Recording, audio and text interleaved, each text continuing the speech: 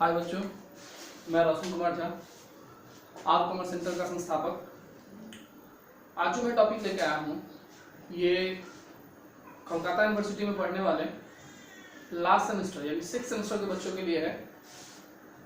Fund flow statement, इस chapter का नाम है फंड फ्लो स्टेटमेंट। हम लोग इसमें देखेंगे कि फंड फ्लो स्टेटमेंट बनाया कैसे जाता है, फंड फ्लो स्टेटमेंट को बनाया कैसे जाता है। इस चीज को आज हम लोग इस वीडियो में देखेंगे, सीखेंगे। और इस चैप्टर का जो पीडीएफ है हमने डिस्क्रिप्शन बॉक्स में नीचे इसका लिंक दे दिया है, आप लोग वहां से सम्स को कलेक्ट कर सकते हैं, फॉलो कर सकते हैं। देखिए आज हम करते हैं सम्स। सम नंबर 3 जो कि फंड फ्लो स्टेटमेंट का सम्स है।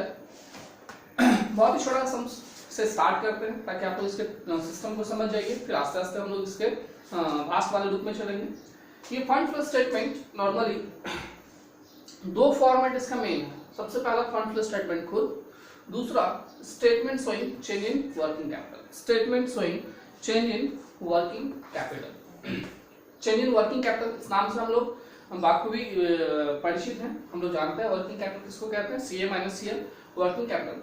तो इस फॉर्मेट से हम लोग वर्किंग कैपिटल में क्या चेंजेस हुआ इन 2 ईयरों के इंफॉर्मेशन को लेके देखेंगे हम लोग कि वर्किंग कैपिटल में क्या चेंजेस हुआ, क्या वो बढ़ा या वो डिक्रीज हुआ। तो इसका काम है वर्किंग कैपिटल को निकालना, वर्किंग कैपिटल के चेंजेस को, डिफरेंसेस को बताना कि क्या है डिफरेंसेस।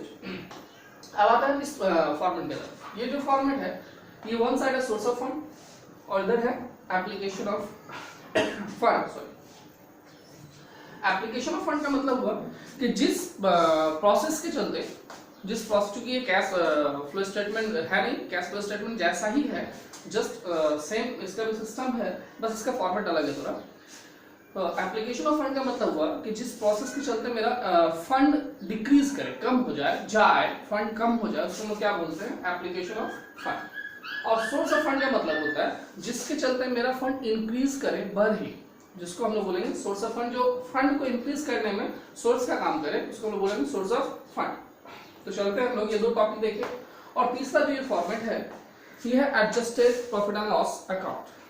फंड फ्लो स्टेटमेंट में जितना ही वैल्यू इस फॉर्मेट का है, जितना ही वैल्यू इस फॉर्मेट का, सेम वैल्यू इस फॉर्मेट का भी है। इसके बिना फंड फ्लो स्टेटमेंट बनाना थोड़ा टफ हो जाएगा, क्योंकि हमने पीडीएफ में डाला है इसका 2 फॉर्मेट है, एक स्टेटमेंट फॉर्मेट भी हमने डाला है और एक एडजस्टमेंट फॉर्मेट भी डाला, और ये आसान लगते हैं बच्चों को। तो पहले इस टॉपिक को हम समझते हैं। करना क्या हमको, तो हमको सबसे पहले वर्किंग कैपिटल चेंज को निकालना, वर्किंग कैपिटल चेंज को कैलकुलेट करना है। तो वर्किंग कैपिटल चेंज हम लोग कैसे करेंगे, तो हम लोग CA लेंगे पहले,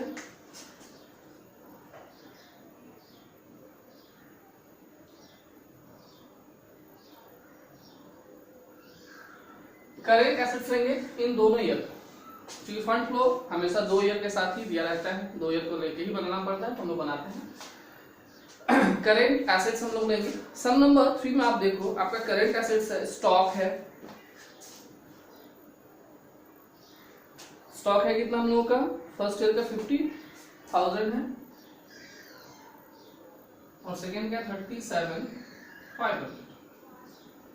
नेक्स्ट मेरा डेटर है, फर्स्ट ईयर का डेटर है मेरा 40,000 एंड 32,000।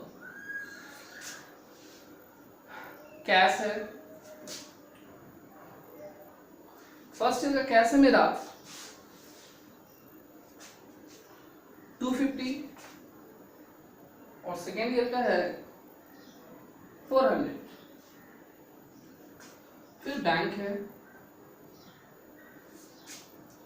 फर्स्ट ईयर में कुछ भी नहीं है और सेकेंड ईयर में दिया हुआ है 4,000। और इस तरह से हमने सारा करेंट एसेट्स को ले लिया और हम इसको क्या करेंगे, ऐड करेंगे। 50, 40, 90, 90,000, 250, इसको भी ऐड करेंगे। तो ऐड करके मेरा आएगा 37,500 प्लस 32,000 प्लस 400 प्लस 73,900। और ये आया मेरा total current assets, total current assets. हम क्या करेंगे, करेंट लायबिलिटी लेंगे,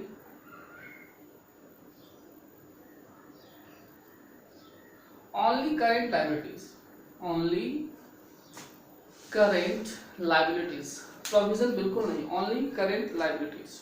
करेंट लायबिलिटीज को देखते हैं यहाँ पे ये इंफॉर्मेशन में है। एक तुमको दिख रहा है बैंक लोन,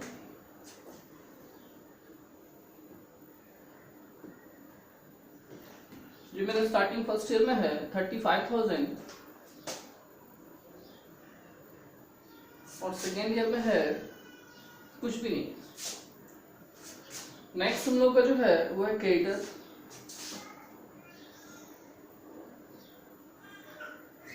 फर्स्ट ईयर में है 75,000 और सेकेंड ईयर में है हम लोगों का 67,600 और कोई भी करेंट लायबिलिटी नहीं है, यही दो। अब इसको भी हम लोग ऐड कर देते हैं, ऐड कर लेते हैं।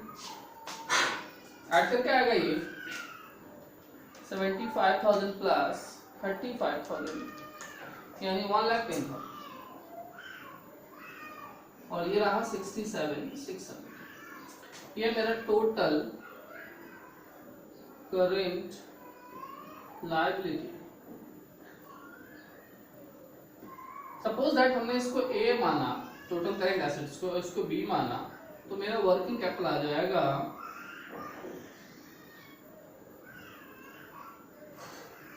ए माइनस बी, यानी कि दिस माइनस दिस।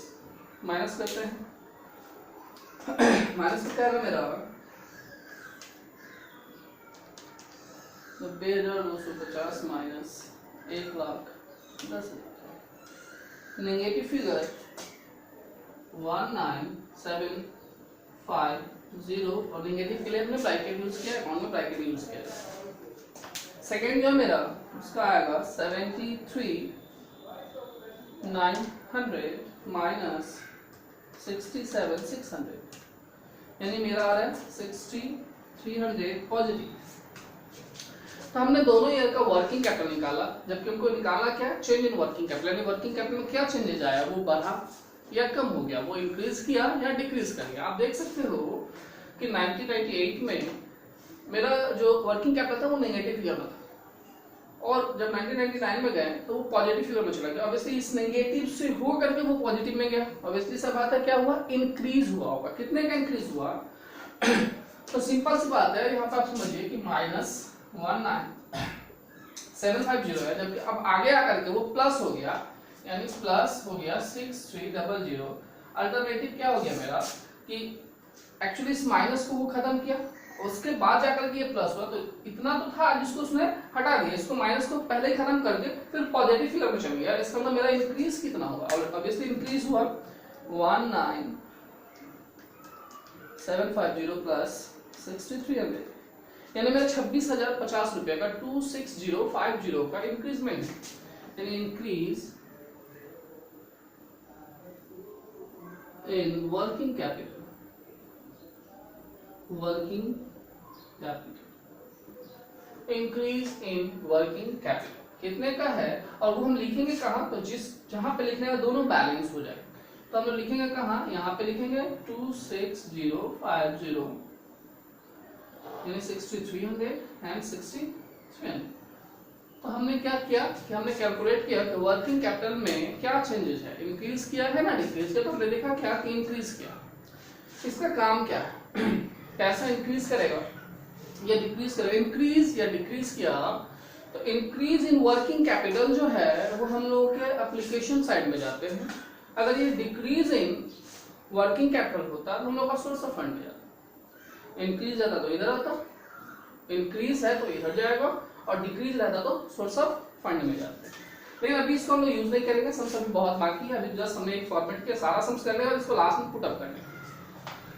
अब आते हैं हम लोग, जैसे ही मेरा वर्किंग कैपिटल चेंजेज आ जाता है तो हम लोग क्या करते हैं, एडजस्टमेंट को सॉल्व करते हैं। किन सब चीजों के साथ एडजस्टमेंट है, जो सब एडजस्टमेंट है उसको पहले हम लोग क्या करते हैं, उसको सॉर्ट आउट कर लेते हैं। फंड फ्लो स्टेटमेंट में किसी भी एडजस्टमेंट को करने के लिए अगर वो किसी चीज से रिलेटेड है तो 90% केसेस में 99% केसेस में उस चीज का अलग से प्री फॉर्मेट वर्किंग नोट में करना पड़ता है। ये भी वर्किंग नोट ही है क्योंकि यही दो डिमांड है, डिमांड के अलावा जो भी हम लोग बनाते हैं वो वर्किंग नोट हो जाता है। बट यहाँ हम लोग क्या कर रहे हैं, वर्किंग नोट यहाँ से स्टार्ट करेंगे। Information number 1, adjustment number 1, dividend of rupees 11,500 was paid during the year. Dividend paid हुआ है। अब एडजस्टमेंट करना है हम लोगों को। एडजस्टमेंट का इफेक्ट यहाँ भी हो सकता है, यहाँ भी हो सकता है और पीएल में भी हो सकता है। तो पहले क्या करते हैं हम लोग, पीएल के बैलेंस को पुट अप कर लेते हैं। पीएल का जो बैलेंस है यहाँ वो दिया हुआ है, प्रॉफिट एंड लॉस अकाउंट का बैलेंस ओपनिंग है, चूंकि ये लायबिलिटी है तो ओपनिंग बैलेंस डेट में जाएगा। By balance BD 15250 and closing balance to balance CD 15,300।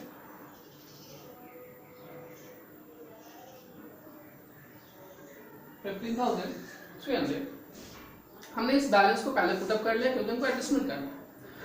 अब देखते हैं एडजस्टमेंट। डिविडेंड के बारे में बोला गया है कि 11,500 हमने ड्यूरिंग द ईयर जो है वो पेड किया है। तो हमको देखना होगा कि ऊपर में बैलेंस शीट में डिविडेंड वाला कोई आइटम है क्या। लायबिलिटी साइड में ऑब्वियसली डिविडेंड लायबिलिटी साइड का आइटम है, तो लायबिलिटी साइड का आइटम नहीं है। अगर आइटम होता तो डिविडेंड के लिए हम लोग को अलग से एक पी फॉर्मेट बनाना पड़ता, उसको सॉल्व करना पड़ता। वो कैसे बनेगा हम लोग तो अभी स्टार्ट किया, जस्ट देखेंगे, जरूर मिलेगा। अभी क्या है, डिविडेंड को पेड किया गया है। तो डिविडेंड को पेड जो किया गया है, तो डिविडेंड को पेड करने, एक ही डिविडेंड है, डिविडेंड को पेड करने से पहले प्रपोज किया जाता है। डिविडेंड को पेड करने से पहले प्रपोज किया जाता है, यानी एडजस्टमेंट का कोई भी चीज का डबल इफेक्ट होगा नॉर्मली, बट डिविडेंड को पेड करने से पहले प्रपोज किया जाता है। प्रपोज होता कहां से, प्रपोज कहां से किया जाता है, तो adjusted profit and loss account से। तो पहले डिविडेंड को हम लोग करेंगे प्रपोज, फिर करेंगे पेमेंट। टू प्रपोज्ड डिविडेंड, जो अमाउंट है मेरा 11,500। अब हमने इस डिविडेंड को प्रपोज किया, अब इसको क्या करना, पेमेंट करना। पेमेंट हमने क्या बोला, जब सोर्स कमेगा तो हम लोग कहाँ लिखेंगे, एप्लीकेशन में लिखेंगे। चूंकि मेरा हम पेमेंट करें तो कहाँ जाएगा, मेरा एप्लीकेशन में चला जाएगा। पेमेंट ऑफ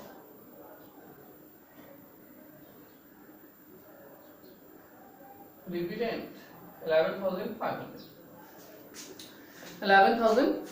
नेक्स्ट जो मेरा है एडजस्टमेंट नंबर 2, वो है डेप्रिसिएशन 7,000 है प्लांट के साथ और 2,000 है बिल्डिंग के साथ। यानी प्लांट ऊपर में भी है, बैलेंस शीट में है, बिल्डिंग भी है। पहले हम एक करते हैं, पहले प्लांट को करते हैं।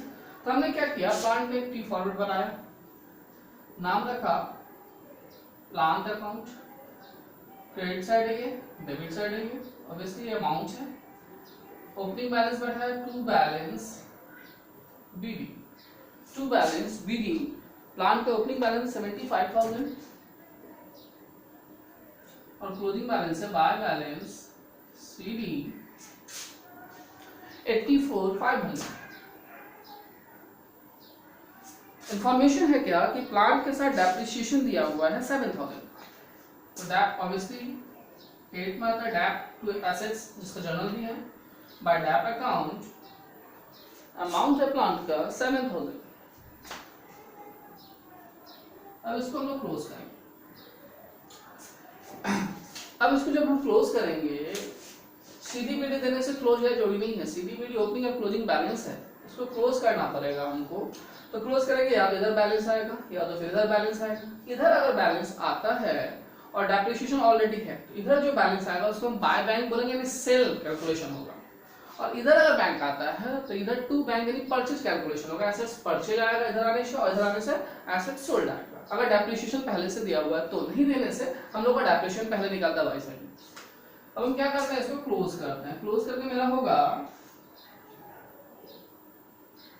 91,500 total.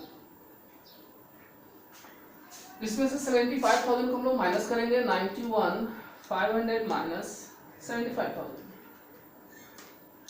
16,500 to bank account purchase balancing figure. ये हमने कैलकुलेट किया 16,500।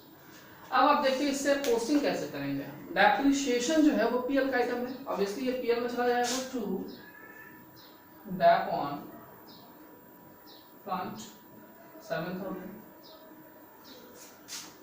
बैंक जो हमने खरीदा, परचेज किया, परचेज करने से क्या होता है, मेरा मेरा मेरा जो सोर्स है वो कमता है, मतलब हम वहां पेमेंट करते हैं, चला जाता है, यानी कहाँ चला जाएगा, परचेज ऑफ प्लांट। अमाउंट है मेरा 16,500। तो इस तरह से हमने प्लांट अकाउंट कंप्लीट किया। नेक्स्ट जो एडजस्टमेंट था बिल्डिंग के साथ है, उसके साथ भी डैप है, सेम ऐसे ही हम लोग कैलकुलेट करेंगे। एक टी फॉर्मेट बना है, बिल्डिंग अकाउंट है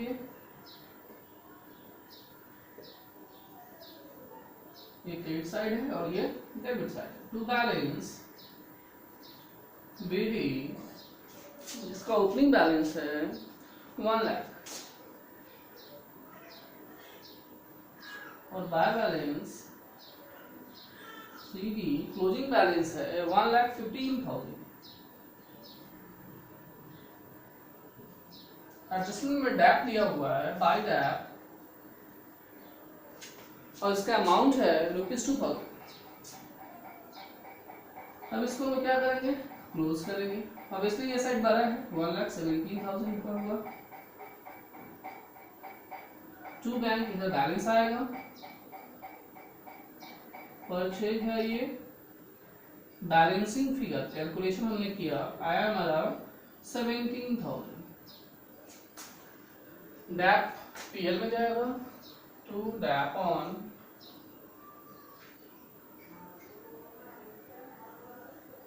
बिल्डिंग 2,000। और हमने क्या किया है, परचेज कैलकुलेशन किया। ऑब्वियसली मेरा पेमेंट हो रहा है, मेरा सोर्स कम हो रहा है, तो परचेज ऑफ बिल्डिंग और ये मेरा अमाउंट है 17,000। चलिए आगे बढ़ते हैं हम लोग। सेकेंड एडजस्टमेंट में हम लोग कंप्लीट हुआ। थर्ड एडजस्टमेंट बोला गया है कि income tax made during the year, यानी इस साल में इनकम टैक्स जो कैलकुलेट किया गया वो 16,500 रुपए का किया गया। अगर डिविडेंड, जैसे कि हमने पहला एडजस्टमेंट देखा था, डिविडेंड था, डिविडेंड के बारे में बैलेंस में कुछ भी नहीं दिया हुआ था, तो हमने क्या किया था, उसको प्रपोज किया था और पेमेंट किया था। टैक्सेशन के साथ भी सेम, डिविडेंड और टैक्सेशन का जो सिस्टम है यहाँ पे, जो पोस्टिंग सिस्टम है यहाँ पे सेम है। वहाँ यहाँ भी अगर मेरा टैक्सेशन का इंफॉर्मेशन ऊपर नहीं रहता तो इसका भी वही काम होता। हम लोग इसको यहाँ पर पोस्ट करते हैं, फिर हम लोग यहाँ पे इसको पेमेंट करते हैं। बट यहाँ क्या है, इंफॉर्मेशन है, तो इससे आप अच्छे से समझ सकते हो कि अगर डिविडेंड का भी इंफॉर्मेशन होता तो ऐसे ही कैलकुलेशन है, जो कि हम अभी पीएफटी प्रोविजन फॉर टैक्सेशन के बारे में बोलेंगे। ये दोनों काम हटाते हैं, आप लोग इसको पॉज करके राइट डाउन कर लीजिएगा।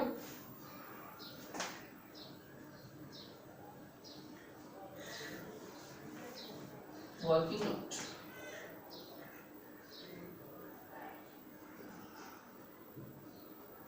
अब हम क्या कर रहे हैं, प्रोविजन फॉर टैक्सेशन का इंफॉर्मेशन नीचे भी है और बैलेंस शीट में भी है, तो हम लोग को टी फॉर्मेट यूज करना पड़ेगा। जैसा कि हमने आपको पहले ही कहा था कि अगर बैलेंस शीट में भी हो और नीचे भी इंफॉर्मेशन हो तो उस चीज का टी फॉर्मेट होता है। इसमें ये रहा मेरा पीएफटी, हमने शॉर्ट फॉर्म यूज किया है, provision for taxation account, credit and debit. पहले ओपनिंग बैलेंस बैठा रहे, चूंकि ये लायबिलिटी है तो ओपनिंग क्रेडिट साइड में होगा, बाय बैलेंस बीडी। अमाउंट इसका ओपनिंग 15,000 और क्लोजिंग है 2 बैलेंस सीडी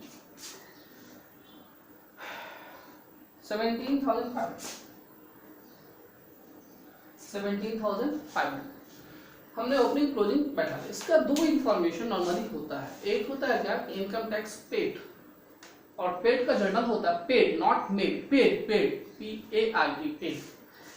इंफॉर्मेशन अगर पेड का रहेगा तो एंट्री होता है टैक्सेशन यानी PFT account debit to bank, PFT में हम लोग टू बैंक करके लिखते हैं, और तब इसको क्लोज करते हुए निकलता है बाय पीएल। ये पीएल से क्लोज होता है बाय पीएल, और वो जो पीएल निकलता है उसको बोलते हैं मेड। और जब मेड दिया रहेगा, जैसा कि सम्स में मेड दिया हुआ यानी पीएल का ही बैलेंस दे दिया गया है, तो बाय पीएल दिया हुआ है 16,500।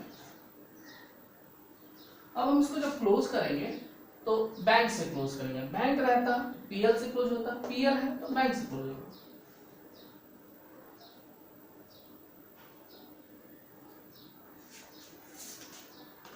31,500 माइनस 17,500 यानी 14,000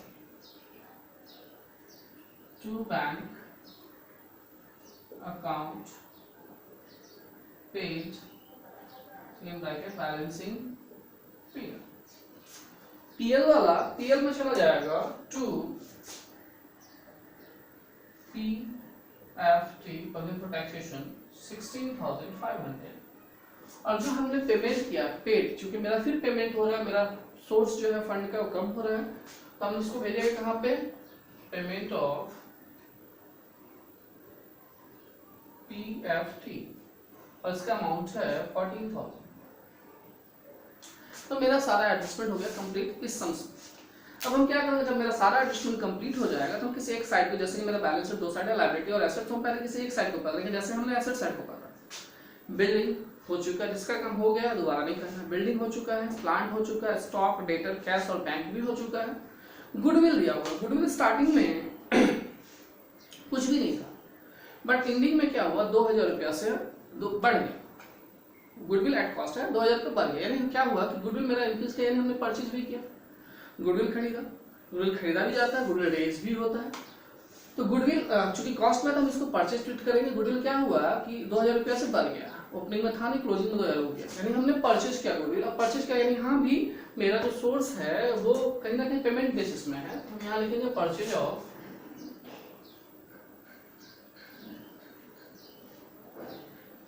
गुडविल, जो मेरा अमाउंट है 2,000 रुपये। एसेट साइड में सारा इंफॉर्मेशन खत्म।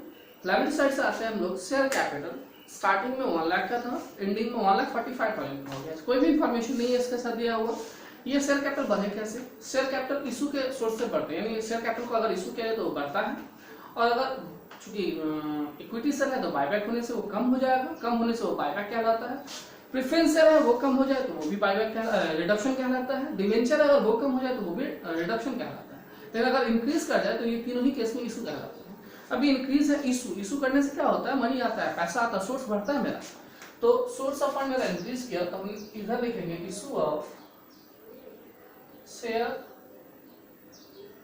कैपिटल, जो कि मेरा है 45,000। सेकेंड जो है मेरा वो जनरल रिजर्व।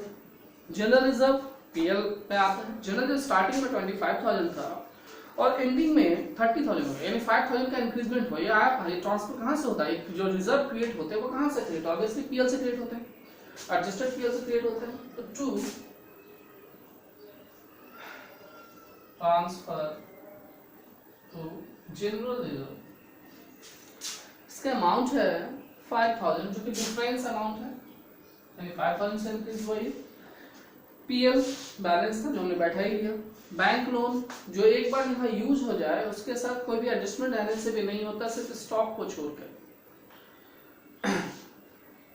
क्रेडिटर हो चुका है, प्रोविजन फॉर टैक्सेशन भी हो चुका है, यानी मेरा सारा सम्स कंप्लीट हो गया। अब हम क्या करेंगे, वर्किंग कैपिटल जो हमने इंक्रीज या डिक्रीज जो निकाल के रखा है उसको पुट करेंगे। वर्किंग कैपिटल जो हमने इंक्रीज या डिक्रीज जो भी कैलकुलेट करके रखा है उसको पुट करेंगे। तो उसको पुट कर रहे हैं, चूंकि ये इंक्रीज है, इंक्रीज एप्लीकेशन में जाएगा और डिक्रीज रहने से सोर्स में जाता है, तो हम इसको अब पुट कर ले रहे हैं। इंक्रीज इन वर्किंग कैपिटल जो मेरा है 2605, यहां से हमने इसको ट्रांसफर कर लिया। अब हम क्या करेंगे, पीएल को क्लोज कर लेंगे। पीएल को क्लोज करते हैं, पीएल का ओपनिंग क्लोजिंग बैलेंस है, दोनों ही है। इससे निकलता कैसे निकलता है, fund from operation. Fund from operation यानी ऑपरेशन का दौरान मेरा फंड का क्या कहानी है, इस चीज को हम लोग यहाँ से कैलकुलेट करते हैं, यानी FFO fund from operation calculate करते हैं। 11,500 plus 7,000 plus 2 plus 16,500 plus 5,000 plus 15,300, total 57,300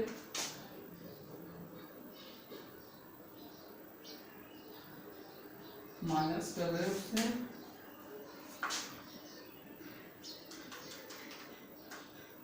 42,050 420 bye fund from operation यानी FFO, ये मेरा निकला कैसे बैलेंसिंग फिगर। यानी हमने FFO निकाल लिया पीएल को क्लोज करके बैलेंसिंग फिगर करके, और ये FFO सीधा आ जाएगा सोर्स में। FFO सीधा कहाँ आएगा सोर्स में। रिवर्स होता है ये, अगर इधर क्रेडिट में है तो ऑब्वियसली अगर हम लोग इसको डेबिट और क्रेडिट के हिसाब से सोचे तो, क्योंकि इसमें डेबिट क्रेडिट तो होता नहीं है, अगर पीएल में डेबिट क्रेडिट तो होता ही है, तो ये ट्रांसफर होकर ठीक अपोजिट साइड में आ जाएगा। यानी फंड फ्रॉम ऑपरेशन 4205। अब हम इसको क्या करेंगे, क्लोज करेंगे। अब क्लोज करने से अगर ये टैली हो जाए तो मेरा राइट है, हमने जो सॉल्व किया वो राइट। देखते हैं 11,500 plus 16,500 plus 17,000 plus 14,000 plus 2,000 plus 26,050, इधर आया 87050, 87050। इधर देखने एक बार 45,000 प्लस 42050, इधर गया 87050। तो इस तरह से ये सब मेरा कंप्लीट हो गया। अब हम लोग चलेंगे